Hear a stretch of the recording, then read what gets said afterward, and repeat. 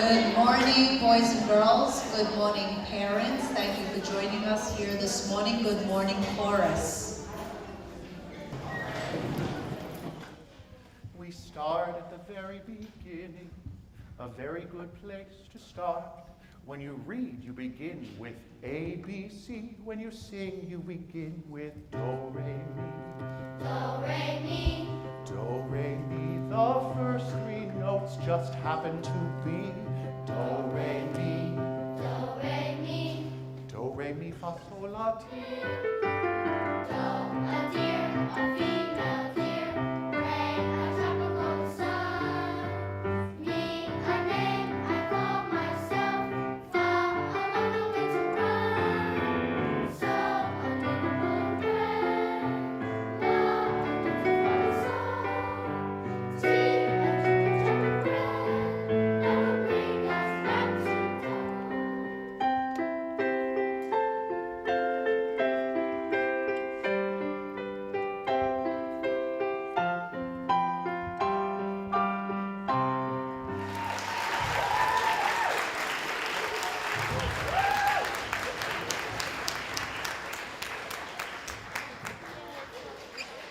So first, let me say, they are amazing. Mr. LaBanca came to us this year, and we are so blessed to have him. He is truly an amazing person, musician, and he truly loves the children. This is the first time that we have had children singing on stage in many years. I cannot thank you enough. Hi, I'm Matthew. Some of you might know me as Mr. Matt or Mr. LaBanca. I used to work at St. Joseph Catholic Academy as a music teacher. I used to work at Corpus Christi Church as the music director, but on October 13th of this year, I was fired from both positions simultaneously. A Catholic school teacher in Queens, a man has been fired by the church because he got married to a man. The Brooklyn Diocese fired Matthew LaBanca from his job as a music teacher at St. Joseph Catholic Academy in Astoria. To discuss the fate of my employment and to answer the question, should Matthew be allowed to remain at his jobs? The answer turned out to be no. Now, this is illegal in the state of New York, but the First Amendment says that a religious institution is allowed to legally discriminate. It was the best. It was just the best day of my life. Our first dance was so beautiful, and the support that we had from everybody. To this day, people still come up to us and say, that was the best wedding. That was the best wedding. I feel so appreciative that all the people came and that I was able to, there's more obstacles that you go through when you're a gay person getting married. You sometimes wonder, will people be supportive? You sometimes wonder, will people want to come? And you wonder if you'll ever get married.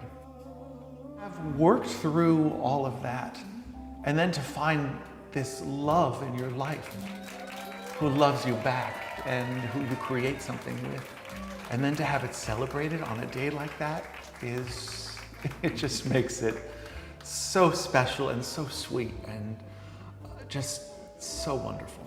We had about 100 friends and family come to this wedding, which I guess isn't that big for a wedding. It felt big to us. Matt's father, Frank, was the officiant, and there was beautiful music that we chose. We had our nearest and dearest standing up with us. And then we did this massive group picture outside on the lawn. It was, this is such a cliche, but it was just the happiest day of my life.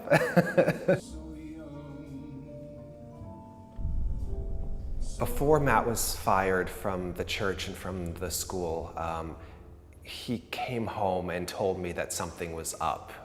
He hadn't been fired yet, but he told me that there was a meeting and there was an investigation and that something could happen because I believe one person in the community had complained that they saw a photo from our wedding. We hadn't publicized it. We hadn't kept it secret. Like, the entire community knew who I was. They had met me and they had been incredibly welcoming to me.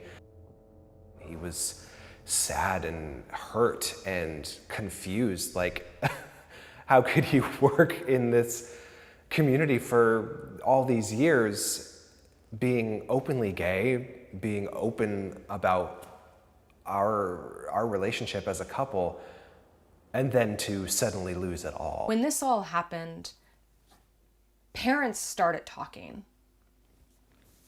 And parents started saying, like, on the street corner, if Matt's not a good Christian, I'm not a good Christian because.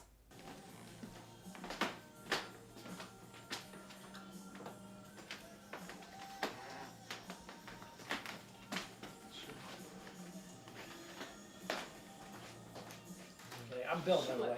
Hi, Hi. I'm Susan. Hey, Susan. Nice to meet you. So I'm Sue Landis.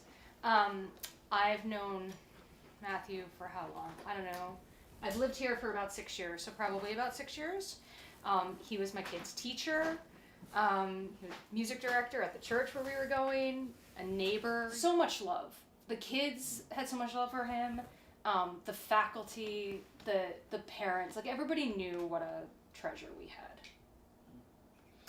When I met Josh and we were out at a regional theater for a while, and so you get to know your cast, and he had told me stories about his growing up and his experience as a musician and as a singer in churches. And I wanted him to be here in addition to parents and choir members. I got involved with Hillsong, the church. I was out to all my friends at that time, but I wasn't out to anyone at church. The head guy of their church, who's in Australia, put out a press release saying, no, there's no gay music person at Hillsong, that's not real. They took me off of platform. I wasn't allowed to sing on stage anymore, and they were like, we're gonna have you lead choir instead, where you're not really visible. And I was like, okay. They didn't say that you're not visible, but I knew what was happening, right? And so they took me, and I was the choir director for a while, and then they stopped using me completely. And it was just really painful and hurtful, and because I've been a part of the community for 9 years. Right now, I consider myself a recovering Catholic. Amen.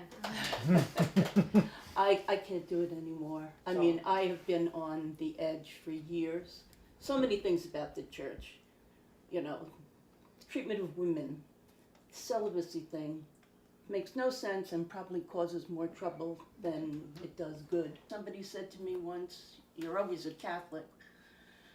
But I don't know if I'll ever be in a Catholic church again, because there's so much wrong, and there's so many people so high up that don't seem to get it, that don't seem to realize, the Catholic bishops and their political stance. So I know, maybe if I was younger, but I'm old, and it's not going to change enough in my lifetime. To have a man of the cloth, and this has happened a few times in various situations since this has happened for me, including the Episcopal priest. I went to Susan's church a few weeks ago, and he went like this to me. Oh, wow. He what? He just blessed me on Oh, yes, the forehead. yeah, I saw that. And there was just so much care and understanding in that moment. And I said, if we only had even an ounce of this in our church. So that was, to me, those moments, those glimmers of hope, and moments of healing for what happened. Last week had a friend of mine from college. We went to the same conservative Christian college, and he got married right out of college, has a kid, and he called to tell me that he's gay. And he's been married for 15 years, has a kid, and he's now divorcing his wife and leaving her. And he's been wrapped up in the church the entire time, and everything is crumbling around him because his whole community is the church, right? And he's but he was trying to push it away because he was told that that was the wrong thing. That was evil. And now he's 40 and his life's unraveling because someone didn't affirm him at 20, right? And say, no, you're loved just the way you are. You know, I just, what concerns me are these people who support you but can't say anything. Like, there's a certain group of people in any fight that you're never going to change their mind. So just leave them alone. Thank you. It was nice to meet you, Roland. If we were to have, Colette, another larger forum. No, I think I'm going to go with This church that preaches love and acceptance and everybody can be a part of our church because, you know, we're going to save your soul, would then turn around and fire somebody who was a role model to the kids, somebody who brought so much joy to the classroom, who would, you know, put on these amazing concerts and productions at the school, who would at church, you know, improvise in between songs during communion. And it just felt, it was heartbreaking. Just absolutely heartbreaking. I don't think I stopped crying for days. Like, I was just so upset and mad and angry, and like there aren't words. I mean, I'm still raw about it. I remember one day, just, he had come back from church, and one of our an elderly neighbor had come back from church as well, and she was taking breaks because it was difficult for her to walk. And he just took her by the arm and said, "Can I walk you home?" And then slowed his pace down and walked with her all the way to her apartment. He's that guy, the guy who's willing to help anybody at any point. This is my classroom. This is the star from my dressing room when I was on Broadway in The Christmas Carol, and I take it and I leave it on my dressing room. And this is just a little quote of why I teach music that I really liked. Up where the smoke is all billowed and curled. My first experiences on the stage were with the Family Magic Act, and I was 5 years old, and my dad would literally have all four of us, including himself, on the stage, and then he'd make his sons disappear, and we did all sorts of different events, Lions Club and corporate events, and on stage and backyard birthday party. What a sight. And it just sparked a love for performing, and I was good at it. And my father sat me down and he said, how do you see yourself in the future? Halfway through college, I came out, and the trumpet player kind of had to move over because I said, I want to sing, I want to perform on stage like that. You know, you have Broadway dreams and you do what you can to feed them. I was very fortunate that I was able to make my Broadway debut in 2007 with a Mel Brooks show called Young Frankenstein. I understudied the lead in that show, and halfway through previews, that leading actor got sick, and I was asked to go on for him, and this was like so many roads were leading to this opportunity. It was just this magical, magical time. I met Matt doing a musical in Queens called Blood Brothers. It's a very famous British musical, but it's not done here very often. We were always on stage together, and I would watch him in the moments when I didn't really have to do anything. And I don't know, he just always made me laugh. He like played this grumpy adult, but he also played this little baby. And he would have this moment when the mother character would come over to him and be like, and we'll get milkshake mix for the baby. And he'd be like, ah! Good afternoon, fourth grade. Good afternoon, Mr. LaBanca. Come sit on the rug. This is, let me make sure I'm tuned up.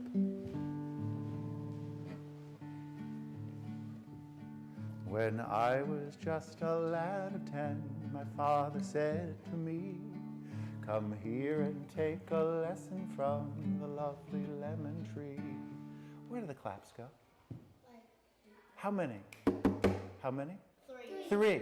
When I was just a lad of 10, my father said to me, come here and take a lesson from the lovely lemon tree.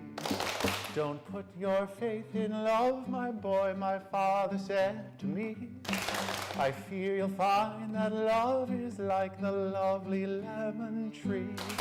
Down by the bay, where the watermelons grow, back to my home, I dare not go, for if I do, my mother will say, did you ever see a bear?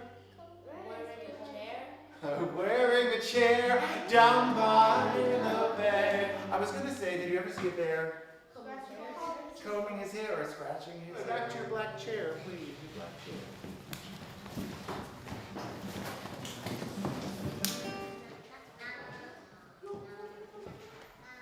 All right. Keep your space and let him keep his space, okay? That'll work. So these are cards that I've collected over, mostly from this year, from students here at this school, but I have some leftover cards from St. Joseph, and this is a picture of some students and moms that were very supportive of me. That was in 2019. I stepped out of school for like maybe 3 months to do a Broadway show, and the school, they allowed me to go do that and then return. But while I was doing the show, it was in Manhattan, and the moms were like, oh, let's bring the kids, they'll see Mr. LaBanca on Broadway. And so that's what that was. That's a nice memory for me. Yeah. I can actually take this down now because it's the end of the year. So let this all be done.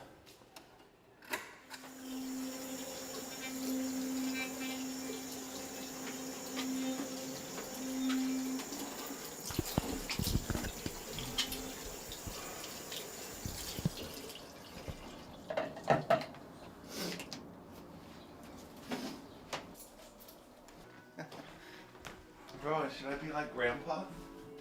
What's like Grandpa? I think we can do better. I think we can do better too. What am I gonna? What shoes with the black socks though? No. Let's do that. So there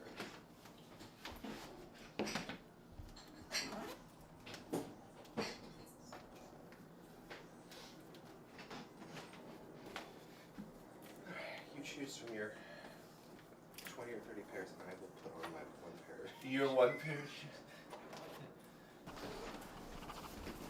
Sure. All right.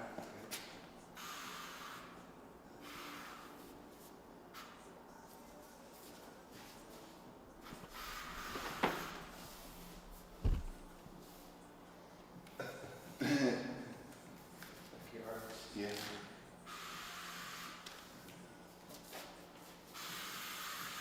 You have to give a shout out to Tony who mops our floors out here. Thank you, Tony. Sorry. Yeah.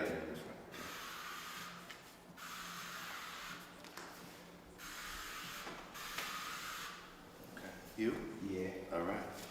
No class. No class. This is where it was a lot. Okay. You want face?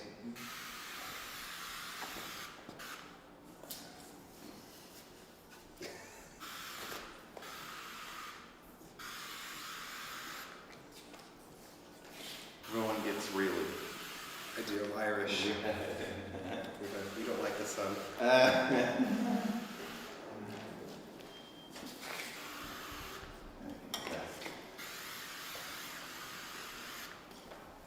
Thank you, Tony.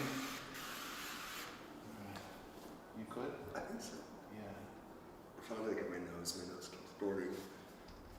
Every time I go outside, it's just going to be a rash. Yeah. It's so rough. I'm going to see a dermatologist.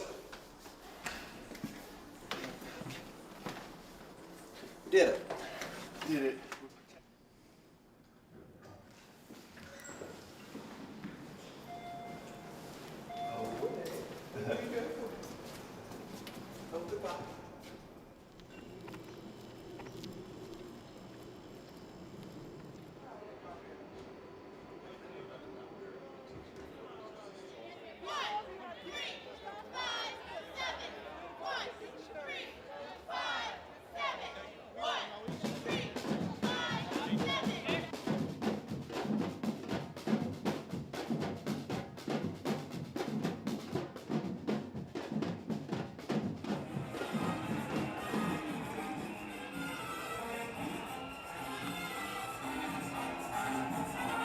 the progress that we've made to look around at Queen's Pride and just see all the inclusivity and all the celebration of the LGBTQ community, which has grown, transgender, non-binary, like just all the different facets of the community. You think back.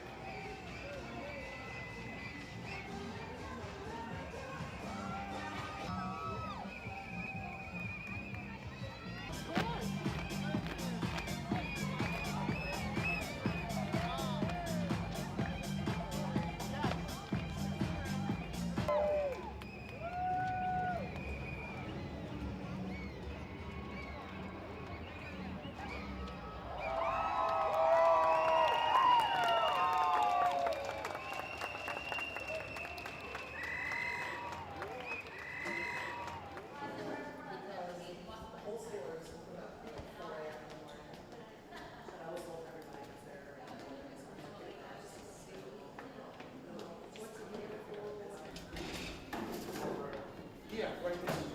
And then if we could do like 1, 2, 3, 1, 2, 3, and then 1, 2, 1, 2. That should be good. And then an extra seat for Richard on the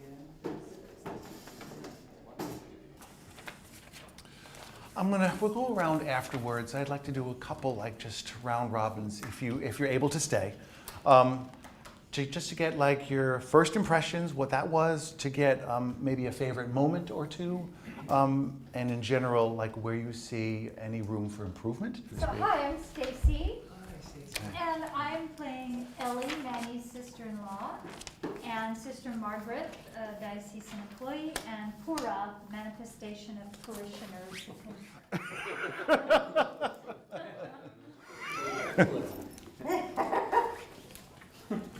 My name is Andres. I'm going to be reading for Monsignor Jacob. Hello, I'm Claire. I'm going to be reading for Chloe and David. I'm James, and I'll be reading Stephen and, who else am I? Deacon John. Yeah. Deacon John. Josh, I'm your husband. Yay! Yes, I'm Jay Patterson, and I'm going to be playing Dad and Luis. I'm Taria, and I'm Mom. Hi, Mom. And I'm Matthew, and I can't believe this day is here. Unbelievable. Oh my gosh. This is my real life husband, Rowan. Hello, stage directions. And I just want to tell you a quick story about where we are now, because I was looking at the calendar and it was pretty much exactly 1 year ago. If anybody's read through the play, cold read is fine. If you're doing that, it's great. But if you've read through it, it was September 18th that I was called into the meeting with the Monsignor and Sister Joan is her real name. We've changed a lot of the names. So this is truly like the 1 year anniversary, and it's just, I mean, it's been a hell of a year. I've landed on my feet for sure, but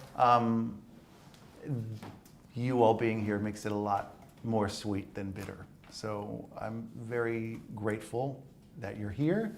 I wasn't able to write about this for a very long time. I just wasn't really in the mood to write much, but I got a new job at a public school, also in the neighborhood, and I started teaching last November. Once that school year ended this past June, I just sat down and wrote and set accountability dates for myself, and this is now the second draft. And some of you I'm meeting for the first time tonight, so I just think that's really just a profound testament to the care and goodwill in the room. Thank you very much for being here, and without any further ado, let's begin. Thank you. Okay. Manny and Connor stand, approach each other, giant hug. Stephen and Ellie dress them in wedding jackets and hand the couple a Celtic knot. Manny and Connor each hold hands as they face each other. The set is transformed to the real wedding scene. It's summer. Entire family looks on supportively. Do you, Emmanuel, take Connor to be your lawfully wedded husband, to have and to hold, to honor and to keep from this day forward, as long as you both shall live? I do. Do you, Connor, take Emmanuel to be your lawfully wedded husband, to have and to hold, to honor and to keep from this day forward, as long as you both shall live. I do.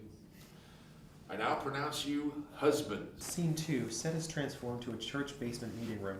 Fluorescent lights, a crucifix on the wall, maybe a picture of a saint or two. Scripture quote, "In all thy ways acknowledge him, and he shall direct thy paths." Proverbs 3:5-6. Otherwise stark. Basic table with 3 chairs. Manny's seated. Jacob paces slightly. Yes. Sister Margaret, welcome. Hello, Monsignor. Yes. I'm here as the chair of the Board of St. Mary's. I would like to. I would like to explain. We are here representing the Diocese of Brooklyn. So, there's an ongoing procedure right now.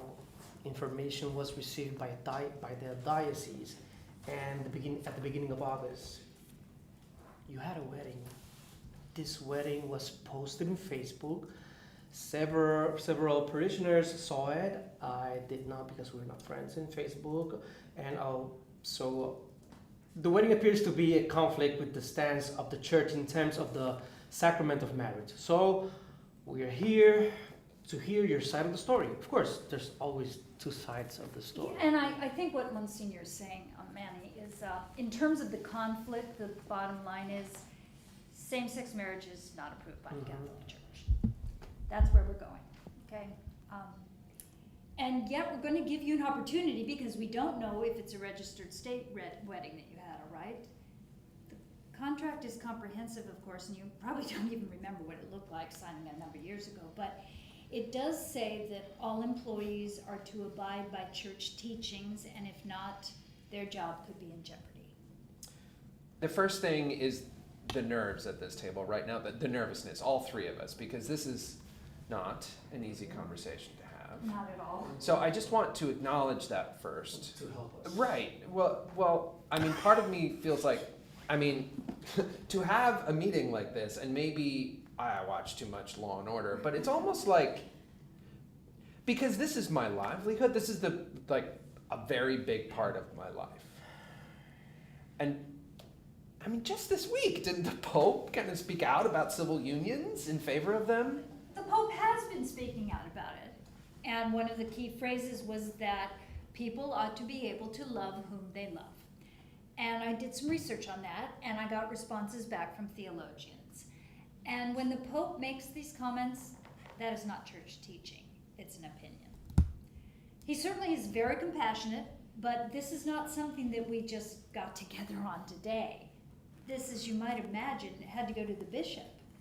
Okay, we communicated with diocesan lawyers and did all the research on church teaching, okay? And maybe down the road, 10 years from now, there'll be a change in teaching, but my take on it, I'm a news junkie, I read everything I can. While the Supreme Court said that they approved of same-sex marriages, the church did not change its teaching. As they approached Jacob as a couple, they extended their cupped hands to receive.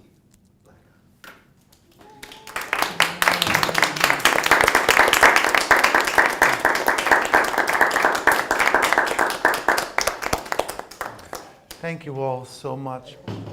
I'll see you tomorrow. Brother, guys. Oh, I'm sorry. Yeah. About 2 months ago, I guess. Let's do it.